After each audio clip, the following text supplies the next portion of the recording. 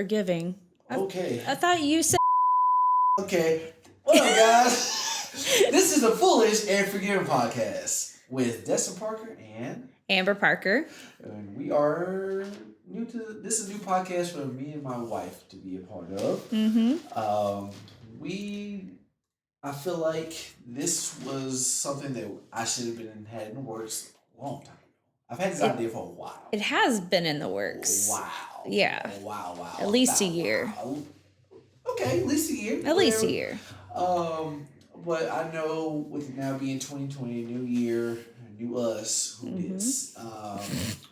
So just a little bit about ourselves. Well, a little bit about me, and then she talk about her own self because she's her own independent woman.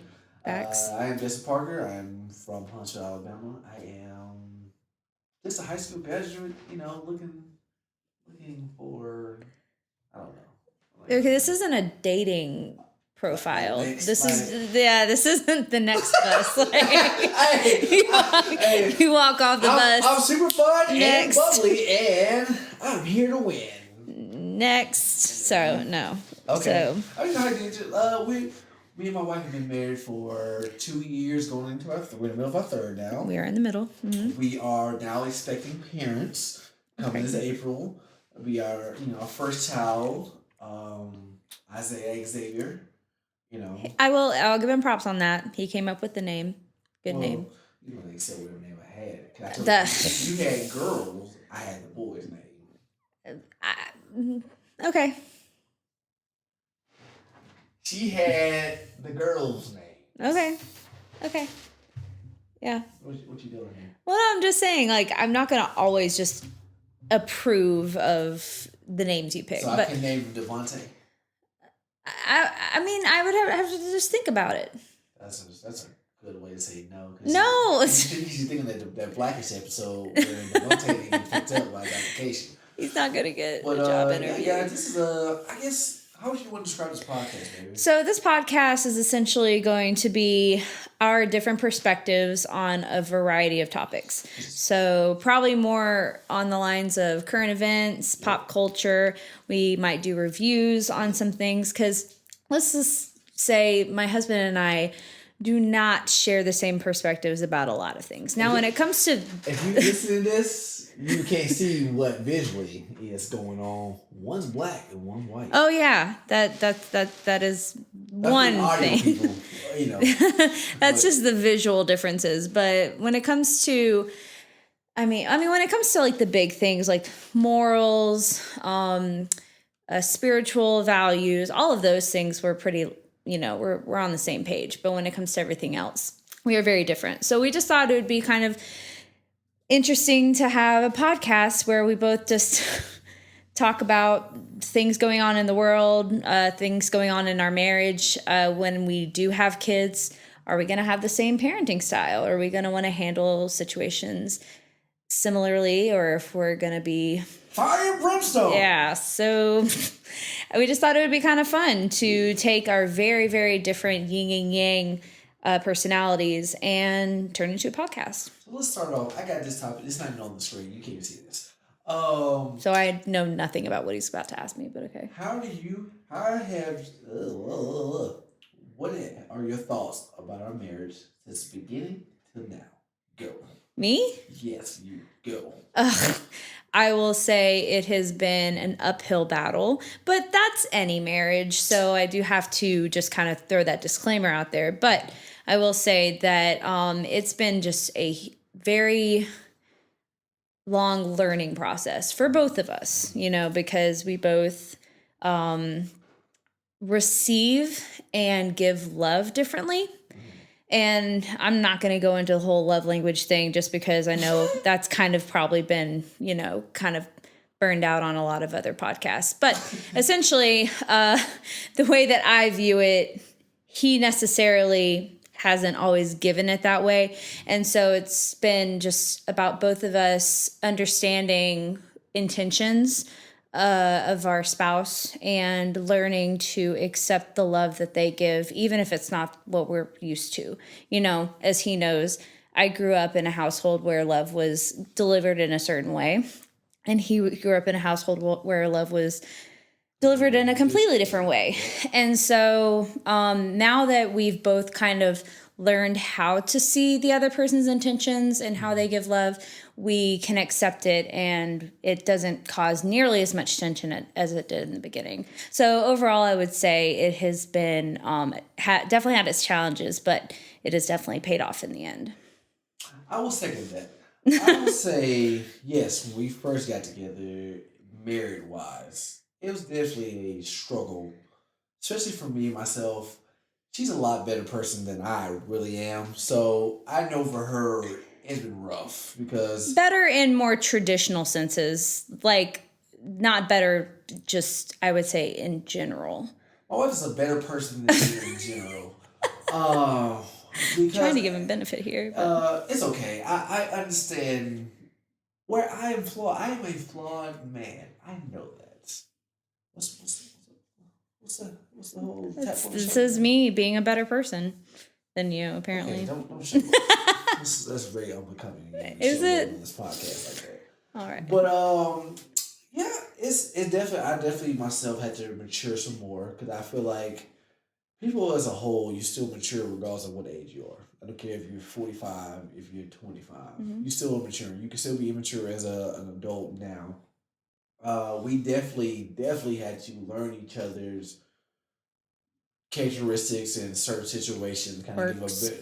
better understanding of each other. Mm-hmm. Because I mean, it was rough. I mean, that's just what that's marriage. You know what I'm saying? Like you go better for worse. You know, sickness and health. That whole thing is not just meant to just be just words. Something that you're supposed to work on daily. Mm-hmm. Because every day is gonna become a challenge as you progress. You go to the next chapters with new job opportunities, bad job opportunities, someone losing their job. You got kids involved and stuff like that. So that as far as our marriage go, I feel like we're hitting our groove pocket. Now we Mm-hmm. still have more probably things across this sea and waters that come about because that's what God does. He challenges you in ways that you wouldn't think that you could be challenged. To put you in situations and put you in mind frames in which you have to now be able to sift through with your partner and figure out together. Mm-hmm. Yeah, like I said that. Good night, Tyler. Oh, okay. No. But so baby? What do you think's what would be your goals for this podcast? Let's go with that because you might have different than I do. Mm-hmm.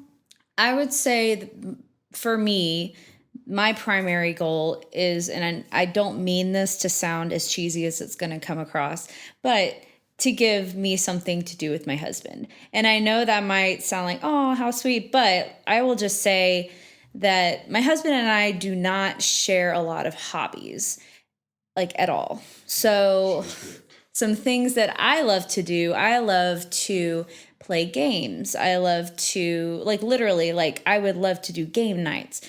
My husband's not a big game person. He likes gaming, he likes video games.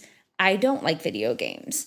Like, that's probably your primary hobby. You like going to the gym. I go to the gym, but I don't enjoy it. I mean, he could literally just relax all day and just kind of be. I have to be doing something. So essentially, we don't have a lot of hobbies that we can do together. So for me, the primary goal of this podcast is to give us something to do, at least like once a week, just spend time together, talk, because we have really good discussions. Like, and that's another reason we're doing this podcast is because it allows us to, just kind of take something that we do anyway and then make it something that, our audience could listen to and be entertained by and maybe raise some questions and Answer some questions. Yeah, definitely. So that's my primary goal is to hang out with my baby. My primary goal. I can't talk, guys. Sorry, I'm black. My primary goal for this podcast is for this to become some lucrative thing to where me and my wife don't work 9 to 5, regular 9 to 5 somewhere.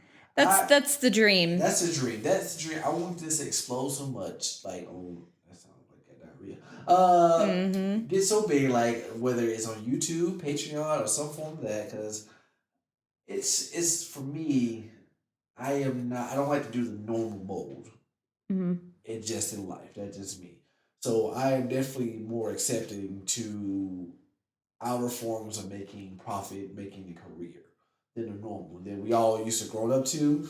Go to school, go to college, get a career, yada yada. Mm-hmm. That's been the mold for all of the past generations before us and so on. It's now getting to the point where we understand that there are other forms of way to make money. And so that's my whole goal for this podcast. And of course, yes, it does give me and my wife something to do jointly together. Because, like she said, we don't necessarily like some of the things, which is okay. Because No, we do things together. Like, we want to make it clear, we do. I don't never see this girl but like one time a week, so I don't know who this girl is. And we're definitely gonna have something that we're gonna do together once this baby comes. But that is obviously very different. We like to cook together, so that's like something that we enjoy doing together. We didn't really cook like the cooking you talk about since we were like early on. Like you're making this and I'm making that. I don't think we still do that. We did it the other night. What did we make? We made the thing. I made corn, and you made the chicken. Thank you, China. But yeah, so it sounds to me like my primary goal is kind of like his secondary goal, and his primary goal is kind of my secondary goal. But regardless, we're excited to do this podcast and just talk about whatever it is. Actually, he has something he wants to talk about. So, speaking of marriage, our wife's guilty pleasure show that she watches is Married at First Sight. Such a good show. So for some people who don't watch this show, Aaron, please explain to people what the show is. So, Married at First Sight is a reality show. I think it comes on either Lifetime or TLC. It's actually an experiment where these experts, it's usually consists of a psychologist, a sex therapist, and a pastor. They have done this giant experiment where they take thousands of participants and they essentially study these people. They study their habits, their preferences, just anything they can to learn about what they want in a marriage. And they basically set people up. And these couples meet for the first time at their wedding, at the altar, and they get married. They have no idea what the other person looks like. They have no idea what race the other person is. They don't know what that person's values are. All they know is that these experts feel like this is the best person for them to marry. And they get married right then and there. And it follows them for the next 8 weeks. Just follows the good times, the bad times. They go on a honeymoon. They come back. They have to figure out where they're going to live, how they're going to handle the money situation. And then at the end of the 8 weeks, they have to decide if they're going to stay married or if they're going to get divorced. And when I say they get married, I mean they legally get married. It's not like something that they can annul. It's not something that it was kind of like they got married. No, they legally get married. So I think it's a fantastic show. It's very interesting. My husband disagrees. So my thing with this show is because I feel like it makes a mockery of marriage. Now, like I said, I look at it like this. I am a person that believes that you gotta date someone to get to that point. Not to say you can't do a shorter form of dating and somewhat so for whatever. Mm-hmm. It's just like one thing, you need to be able to know who the heck you're talking to first off and see, because I get what they do, like as far as like marriage is not just about attraction. I get that point. But for you to get to the point that you even want to get past that attraction point, you have to be first off attracted to that person. Mm-hmm. I ain't just like, hey, you want to get married one day. I had to somewhat be attracted to you first off. Mm-hmm. Same vice versa. And then we got, as we, got together and yada yada, started building a relationship. All right, so now more of our personalities are coming out. Okay, we get on the same. We had to get comfortable with each other before we were like, I do. I mean, that's. And I mean, like, the show, like, the way that they refer to it on the show is it's a modern day version of arranged marriage, Gotcha. Which has been historically very common in many cultures, and it has also been proven to work in a lot of cases. And I think it's just their whole thing is everything that you said is still taking place. It's just they're doing it in a different order. So normally you meet someone, you have that attraction, you learn about that person, you develop a relationship, then you get married. The only thing they're doing is taking that married part and just putting it at the beginning. Everything else is normal. So one thing to as far as arranged marriage, as far as, okay, I go generally what the ones that I'm accustomed to, Indian culture. Right. So with that, they've known each other since kids. Then they're gonna be married this person most likely a lot of times. You know that that family's daughter, this family's son, they arrange for them two to get married at such age.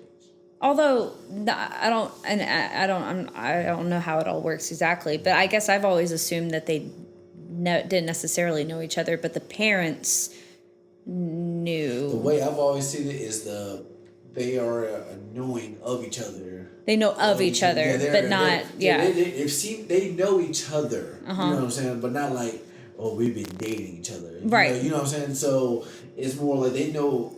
I know what you look like. But you've been arranged, that's just a fit. That's the way the culture is set up. Yeah. You know, where it's a little harder for us as Americans culture because that's not the way we do marriage. You know, like just arrange someone. Like I don't know how you would feel if your mom and dad, hey, I got this guy for you. You gonna be married. But the difference between that, I get they did the study. I get it. They study these people. Yeah, I these are experts. These are people who spend their lives learning the science behind attraction, the science behind love, the science. So does that not conflict with you biblically? Okay. Well, hang on. I haven't thought about that. So, well, I mean, it's kind of crossed my mind, but I haven't developed a solid baseline for that. So I guess biblically, and I didn't study anything, so I don't have anything ready, but I guess I don't think that it contradicts biblically because, I mean, arranged marriages took place in biblical times as well. So, I mean, like Mary and Joseph didn't really know each other before. But did they know of each other? I don't know. I don't care. I mean, it probably does say in the Bible, and I just don't remember. But I guess, it's playing that line. Well, because... Okay, Mary and Joseph's time and the time now is different than Mary and Joseph's time. You know, as far as how marriage was done during those ages and the way it's done now. You know, even and so it's like the one girl who's now having her issues because the guy is not physically attracted to her. Right, like she's attractive. We get that point. Yeah. So just to catch you guys up, there's a couple on the current season that I'm watching where they got married, and then the girl just found out that the guy apparently isn't attracted to her. So now they're kind of having to go through that battle of, do they keep trying to work on it or? Because she's not an ugly girl. She's very pretty. She's not an ugly girl, but she's not as type. So I think didn't some of them voice appear like, oh, it's kind of weird for you to. And I guess it goes from me thinking if I was him, I can get that where someone is attractive but they're not sure attractive. Right. And that's, like I said, I can get it. Marriage, you're not just physical. Right. But at some point, it was physical for you to get together. Y'all didn't just stroll up on each other. Well, of course, not in this scenario because they were set up. You didn't just stroll up on each other and just oh, I just want to get married. You kind of get to that point because I mean, it's if you think about a friendship, two people. They're not initially attracted to each other, and then they become friends, and then down the line, the attraction just develops over time because they start to fall in love with that person's personality or that person's values or whatever. And there is a point where I honestly believe there's a point where that becomes stronger than the physical attraction. Yeah. Because the thing is, I think you're very attractive. I find you very attractive, but what makes my heart skip a beat and kind of have those emotions is when you do something kind, or when you cook me dinner, or when you give me a massage, things that are part of your personality and who you are. Those are the things that make me kind of oh. Now, yeah, sometimes I'll just look at you and be like, oops. Sometimes I'll look at you and be like, oh, I just got so lucky, he's so attractive. But it's the personality part is stronger. Yeah, and you got to have, because at some point in time you got to have personality. You got to be something more than your looks. looks. Oh yeah. That's in general. Like, there's nothing good about having a super super attractive male or female that you're dating, but there's nothing behind the eyes. Like you're just dim behind it. There's nothing attractive about that. You know, like I have like it's just like when they at first stage it goes attractive, and then as you interact with this person, that's when the personalities start to blend together. And I know for them, they've been just thrown in the water. Yeah. It's like it's a sink or swim type. I guess in my reality, I guess it's hard for me to just throw someone out there and then they get married, because I feel like you have to. That's a commitment, right? So I guess looking at it, like you don't want to make a. The reason why I think it's a mockery, because the way marriage is, you're supposed to get married. This is the two death do us part. So regardless if they are not working right now, I feel like they should probably keep going. And I'd say most of them do, but of course that's not always good. But like perfect example, for those that actually do watch it, you'll know who I'm talking about. Jamie and Doug. I can't remember what season. I want to say maybe season 2 or 3, or maybe season 1. I don't remember. But he is not like an ugly guy, but he's not gorgeous. You know, he's not like stunning. His wife, gorgeous. Like I honestly, I know you're talking about, I watched it in passing, because they end up staying together. Yeah, they end up staying together, and they're still married to this day. They have a child. Because she wasn't attracted to him at one point. After the wedding, she took off and she was crying because, and I think part of her crying was she felt kind of bad, you know, because she wants this to work out. She wants it to, you know, end happily, but she didn't feel that instant chemistry. And, you know, she went into it knowing that he wasn't going to be, you know, Idris Elba or anything. But I mean, like, she was hoping there would be something, some spark, and there wasn't. And so, but the thing is, the perfect example of over time, she eventually found him very attractive. Like, it took probably a month, but I mean, she got there. And so I think that's kind of like their goal is, you know, those two people, she might not be his usual type physically, but they apparently mesh well. I haven't seen that yet just because there is all this tension right now. But yeah, I mean, I do understand your perspective of it seems like a mockery of marriage. But at the same time, I think that perspective is also just because we're so used to a certain structure. Like I said, it's one of those things like, let's see how I want to put this in words to say. Okay, I go like this. Could you see yourself doing it? Of course not. And yeah, I knew you were going to bring this up, and I do want to say, I do want to respond to it. So your whole thing earlier was, why watch something if you know that that's not something you would ever like see yourself doing or agree to? But the thing is, it's reality TV. Like, can you think of any reality show that anyone watches where that person is like, oh yeah, like Strange Addiction, My Strange Addiction. Oh, I can't say that show. That show's... Okay, but I will say though, I don't think you really watch any reality TV. I don't. I think it's dumb. Exactly. So you're not really the best person for me to discuss this with. Well, I go like this. We're trying to watch reality TV because it's fake in my mind. Like, now this Marriage at First Sight, obviously it's real, but then you got some where they kind of draw it up to look more dramatic than what it really is. Oh, yeah, absolutely. Editing is... keep people interested. Yeah. But like a Real World, something like that. Like Jersey Shore, like all that stuff was like, it was a time like where I watched it, but it's like, this is stupid. Like, yeah. Reality TV is meant to be stupid but entertaining. I firmly believe that. Do you count Dr. Phil as reality TV? Do I what? Does Dr. Phil count as reality TV? Or is that... Yeah, I would consider him a reality TV show. And I can't. Oh. I love Dr. Phil. My God, Dr. Dr. Phil's another one. I mean, I love all trashy reality TV. It's guilty pleasure. Like, I love Maury, Jerry Springer, even. Yeah. I don't watch them like I do Dr. Phil, but... that create them because it's not a real person that is about. It's a draw. Like, you wrote that.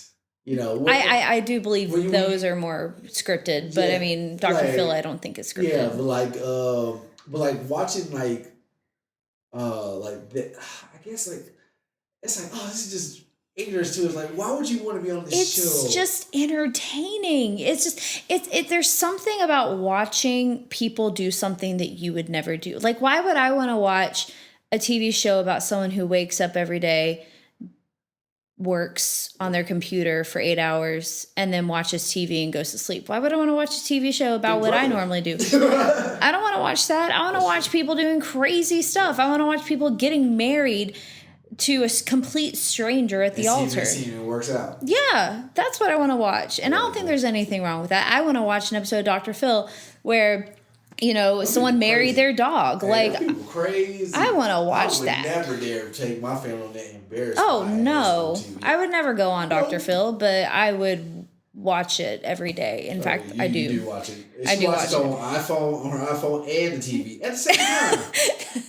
Okay, that's happened like a couple of times where I'll be watching it on the TV and then I'll pull up YouTube and it'll be a suggested video and it just has to be a Dr. Phil video. So she put that on TV on mute and then watch them. I just don't. But anyway, though, this is our first little podcast, the introduction podcast, the first little episode. We'll see how this edit comes out for this because we've had a couple glitches. Sorry about that. It's because I'm limited on nice camera view, but I didn't get a camcorder for this part, But so this has been the Foolish and the Forgiven podcast with Destin and Amber. And we'll see you guys. Peace. Bye. Lucky, lucky, lucky me. Lucky.